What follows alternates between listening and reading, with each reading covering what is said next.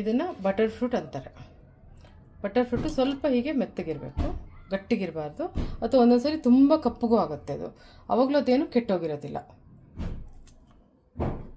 ತುಂಬ ಈಸಿ ಇದನ್ನು ಮಾಡೋದು.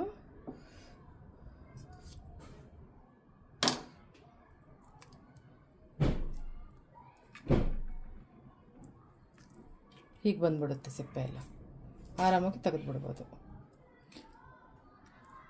ಒಂದು ಈ ಕೈಗೆ ಬೆರಳೊಂದು ಸ್ವಲ್ಪ ನೋವಿದೆ, ಸಾಫ್ ಮಾಡೋ ಆಮೇಲೆ ಪೂರ್ತಿ ಮೇಲ್ಗಡೆದು ಸಿಪ್ಪೆ ತೆಗೆದಾಕಿದ್ಮೇಲೆ ಈ ಥರ ಈ ಥರ ಕಾಣುತ್ತೆ.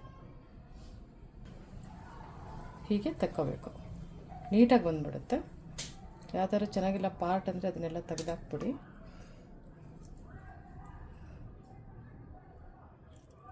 ಹೀಗೆ ತಕ್ಕೋಬೋದು. ಮಧ್ಯದಲ್ಲಿ ಒಂದು ಹೀಗೆ ಬೀಜ ಇರುತ್ತೆ. ಸರಿ, ಅಷ್ಟೇ ಸಾಕು. ಈ ಬಟರ್ ಫ್ರೂಟ್ನ ನಾನು ಮಿಕ್ಸಿ ಜಾರ್ಗೆ ಹಾಕ್ತಾಯಿದ್ದೀನಿ, ಮತ್ತು ಹಾಲು ಹಾಕ್ತೀನಿ ಸೋಸ್ಬಿಟ್ಟು.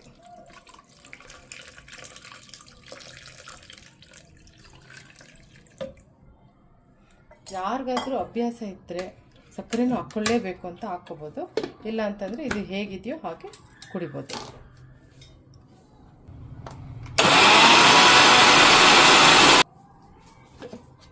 ತೋರಿಸಿ, ಈ ಥರ ಬರುತ್ತೆ. ಇದನ್ನು ಹಾಗೆ ಡೈರೆಕ್ಟಾಗಿ ಹಾಕಿ ಕುಡಿಬೋದು. ಆದರೆ ತುಂಬ ಹಣ್ಣಾಗಿಲ್ಲ, ಇನ್ನೊಂದು ಚೂರು ಏನೋ ಬೇಕಾಗಿತ್ತೇನೋ ಒಂದು ಕಡೆಗೆ ಅನ್ನಿಸ್ತು, ಅದು ಹಣ್ಣಾಗಬೇಕಾಗಿದ್ದು. ಅದಕ್ಕೋಸ್ಕರ ನಾನು ಇದನ್ನು ಸೋಸ್ತೀನಿ. ಏನಾದರೂ ಅಕಸ್ಮಾತ್ ಬೇಡದಿರೋದು ಏನಾದರೂ ಇದ್ದರೆ ಗಟ್ಟಿಗೆ ಅಂತ ಸೋಸ್ತಾ ಇದ್ದೀನಿ.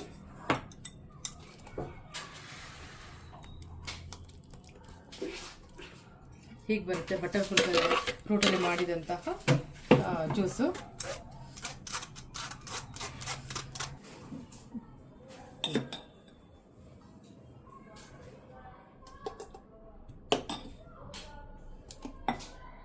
So butter fruit milk shake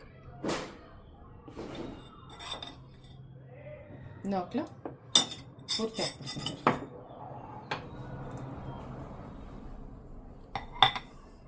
ನೋಡಿ ಹೇಗಿರುತ್ತೆ ಅಂತ ಬಟರ್ ಫ್ರೂಟ್ ಮಿಲ್ಕ್ ಶೇಕ್ ಅನ್ನೋದು.